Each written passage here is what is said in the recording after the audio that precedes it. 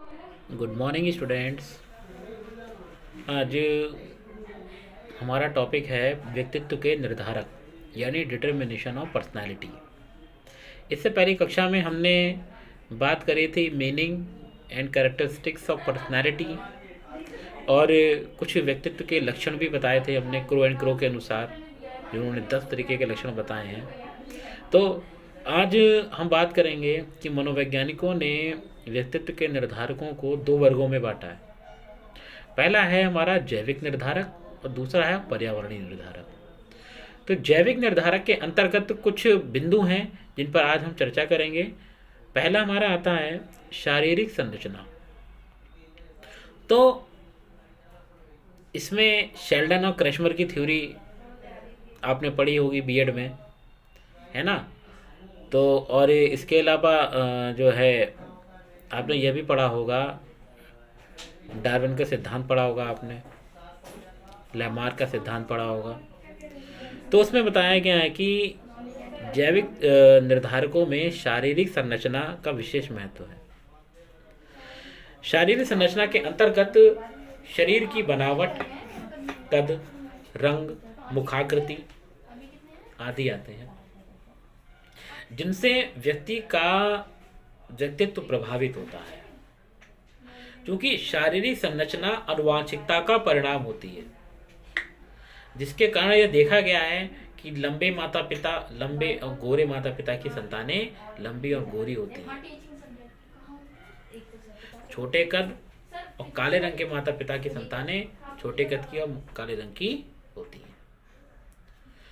परंतु इसके कुछ अपवाद भी देखने को मिलते हैं कि पता चले कि पिताजी भी लंबी हैं, माता भी लंबी हैं, पहला बच्चा हुआ वो लंबा हुआ, दूसरा बच्चा छोटा हुआ। तो ऐसी कंडीशन में क्या होता है कि निर्धारक कहीं ना कहीं प्रभावित जरूर करता है। तो इसका परिणाम यह निकला कि उनके परिवार में कोई ऐसा रहा होगा जो छोटे कद का है और जिसके कारण वह जीन्स हमारे आगे आने वाली पीढ़ी को हस्तांतरित हो गए। ठीक, तो मेंडल की थ्योरी पढ़ी होगी आपने, जे मेंडल की। मटर के पौधों पर उन्होंने अपना शोध किया था, है ना। तो उसमें यही बात निकल कर आई थी हमारी। चूहों पर भी उन्होंने अध्ययन किया था, तो भी हमारी यही बात निकल कर आई थी। अगला आता है हमारा शारीरिक स्वास्थ्य। तो शारीरिक स्वास्थ्य भी हमारे व्यक्तित्व को प्रभावित करता है, क्योंकि शारीरिक रूप से स्वस्थ बालक या व्यक्ति के प्रति शिक्षक एवं उनके साथियों का व्यवहार विशेष रूप से अनुकूलित होता है।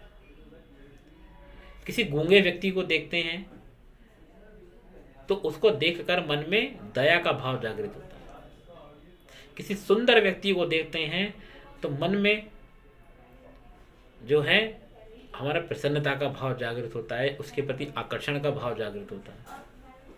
किसी बदसूरत व्यक्ति को देखते हैं या किसी कुरूप व्यक्ति को देखते हैं तो उसको देखकर मन में हेय दृष्टि का जो है भाव वो जागृत होता है, हेय का भाव जागृत होता है। लेकिन कुछ इसके अपवाद भी रहते हैं। ठीक, तो ऐसे बालिकाओं या व्यक्तियों को सामाजिक शील गुणों का विकास तीव्रता से होता है और उनका व्यक्तित्व प्रभावपूर्ण हो जाता है।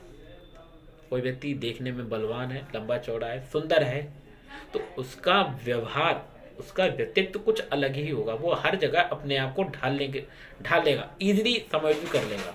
और वही व्यक्ति अगर कोई छोटे कद का है या इसकी आवाज़ पतली है, पुरुष है लेकिन आवाज़ पतली है, तो हर जगह बोलने में थोड़ा हिचकिचाएगा, क्योंकि उसके विचारों को लोग एक्सेप्ट करने से पहले उसकी क्वालिटी को लोग देखेंगे। ठीक, तीसरा हमारा आता है शरीर में रासायनिक परिवर्तन। तो रासायनिक परिवर्तन जो है वो हमारे 2 तरीके की हमारी बॉडी में ग्रंथियां होती हैं। एक होती है हमारी एक्सोक्राइन ग्लैंड और दूसरी होती है एंडोक्राइन ग्लैंड।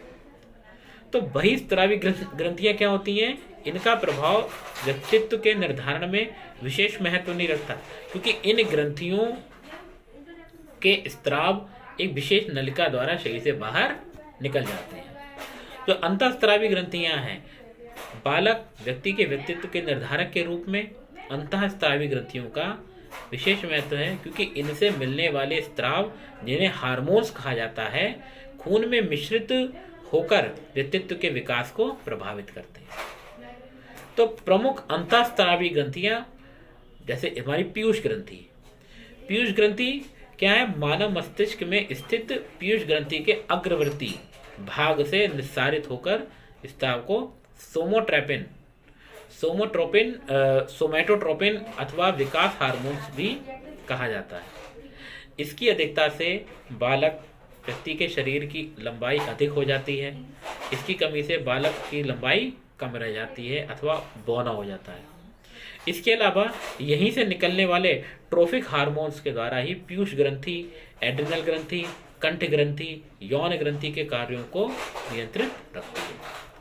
पीयूष ग्रंथि के परिवर्ती भाग में पिट्यूट्रीन हार्मोन्स निकलता है, जिससे शरीर में रक्तचाप, मांसपेशियों में सजगता, वृक्क के कार्यों में सहायता पहुंचती है। अगला आता है हमारा एड्रिनल ग्रंथि। तो वृक्क के ऊपरी भाग में स्थित एड्रिनल ग्रंथि दो भाग होते हैं, एड्रिनल कॉर्टेक्स और एड्रिनल मेडुला। एड्रिनल कॉर्टेक्स से कॉर्टिन हार्मोन्स निकलता है, जो कार्बोहाइड्रेट एवं नमक पर नियंत्रण रखता है। इसकी कमी से व्यक्ति में थकान, अनिद्रा, निष्क्रियता बढ़ जाती है। एड्रिनल मेडुला से निकलने वाली एड्रिनालिन हार्मोन्स से व्यक्ति की संवेदनात्मक स्थिति नियंत्रित होती है। अगला आता है हमारा कंठ ग्रंथि यानी थायराइड ग्लैंड। तो मानव शरीर में कंठ के पास स्थित कंठ ग्रंथि से थायरॉक्सिन हार्मोन्स निकलता है, जिसका प्रभाव शरीर की समस्त कायाग्नि प्रक्रियाएं यानी मेटाबॉलिक प्रोसेसेस पर पड़ता है। इससे शारीरिक विकास प्रभावित होता है। बाल्यावस्था में बच्चों में थायरॉक्सिन की कमी से बौनापन, युवावस्था में इसकी कमी से युवाओं के शरीर में श्लेष्माशोथ यानी माइक्सोडेमा की स्थिति उत्पन्न हो जाती है। इसमें उनमें कायाग्नि की गति मंद हो जाती है। परिणाम स्वरूप युवाओं में हृदय गति, श्वसन गति, रक्तचाप और शरीर का ताप सामान्य से कम हो जाता है। कंठ ग्रंथि की अधिक क्रियाशीलता से थायरॉक्सिन खून में अधिक मात्रा में अविगल ग्रंथिता यानी हाइपरथायरोकैडिज्म की स्थिति उत्पन्न होती है, जिससे युवाओं में अधिक जोश और सक्रियता आती है। इसकी अधिकता से युवाओं में रक्तचाप बढ़ जाता है तथा शरीर का भार धीरे धीरे कम होने लगता है और स्वभाव में चिड़चिड़ापन आ जाता है। फिर अगला आता है हमारा उपकंठ ग्रंथि यानी पैराथायराइड ग्लैंड। तो कंठ ग्रंथि के पास स्थित उपकंठ ग्रंथि से निकलने वाला पाराथॉर्मोन हार्मोन से खून में कैल्शियम और फास्फेट की मात्रा निर्धारित होती है। इस हार्मोन्स की कमी से खून में कैल्शियम की मात्रा अधिक हो जाती है। परिणाम स्वरूप व्यक्ति में शिथिलता या निष्क्रियता बढ़ जाती है। इसके विपरीत खून में कैल्शियम अधिक होने से तंत्रिकाओं में उत्तेजनशीलता बढ़ जाती है। अगला आता है हमारा पैंक्रियाज। पैंक्रियाज भी अंतःस्रावी ग्रंथि के अंतर्गत व्यक्तित्व निर्धारक में अपना विशेष महत्व रखती है, क्योंकि पैंक्रियाज कोशिकाओं से निकलने वाले हार्मोन्स व्यक्तित्व को प्रभावित करते हैं। बीटा कोशिकाओं से निकलने वाले हार्मोन्स इंसुलिन एवं अल्फा कोशिकाओं से निकलने हार्मोन्स ग्लूकागोन में इंसुलिन अधिक उपयोगी है, क्योंकि खून में शुगर की मात्रा को नियंत्रित करती है। पैंक्रियाज में जब इंसुलिन उचित मात्रा में निकलती है तो रक्त में चीनी का अधिक मात्रा में ऑक्सीकरण होता है, जिससे शरीर में पर्याप्त मात्रा में ऊर्जा मिलती है। इंसुलिन कम मात्रा में जो है चीनी का ऑक्सीकरण ना हो पाने से क्या होता है, इंसुलिन कम मात्रा में निकलने पर चीनी का ऑक्सीकरण ना होने पर शरीर में पेशाब के साथ साथ बढ़ी हुई चीनी यानी जिसे शुगर कहते हैं वो होने लगती, जिससे जो है शुगर या डायबिटीज जैसी प्रॉब्लम्स होने लगती हैं। जब इंसुलिन अधिक मात्रा में निकलता है तो रक्त में चीनी का ऑक्सीकरण भी अधिक हो जाता है। इससे रक्त में चीनी का स्तर सामान्य से कम हो जाता है। इससे व्यक्ति में थकान, बेचैनी और चिड़चिड़ापन बढ़ जाता है। अगला आता है हमारा सेक्स ग्लैंड यानी यौन ग्रंथि। अंतःस्रावी ग्रंथियों में यौन ग्रंथियां भी व्यक्तित्व के निर्धारकों में अपना प्रमुख स्थान रखती हैं, क्योंकि यौन ग्रंथियों से निकलने वाले हार्मोन्स भी व्यक्तित्व को प्रभावित करते हैं। पुरुषों की यौन ग्रंथि से निकलने वाले हार्मोन्स को एड्रोजेंस कहते हैं और इसके टेस्टोस्टेरोन और एंडोस्टेरोन दो रूप होते हैं। यौन अवस्था आने पर हार्मोन्स की अभिवृद्धि से प्राथमिक एवं गौण यौन गुणों का विकास होता है। इसी प्रकार महिलाओं की यौन ग्रंथि से निकलने वाले हार्मोन्स को एस्ट्रोजेंस और प्रोजेस्टेरोन कहते हैं, जिनसे महिलाओं में गौण यौन गुणों का विकास होता है। अगला आता है हमारा अंतिम है स्नायु मंडल यानी नर्वस सिस्टम। तो बालक व्यक्तित्व के जैविक निर्धारकों में स्नायु मंडल का भी प्रमुख स्थान है। मनोवैज्ञानिक अध्ययन से स्पष्ट होता है कि जिस प्रकार बालक का स्नायु मंडल जितना अधिक विकसित होगा, उसका बौद्धिक विकास भी उतना ही अधिक अच्छा होगा। ऐसे व्यक्ति परिस्थिति के साथ समायोजन करने में अधिक सक्षम होते हैं। ऐसे बालकों या व्यक्तियों में सामाजिक शील गुणों की अधिकता होती है। तो इसी के साथ कल हम बात करेंगे पर्यावरणीय निर्धारकों के बारे में। Thank you class.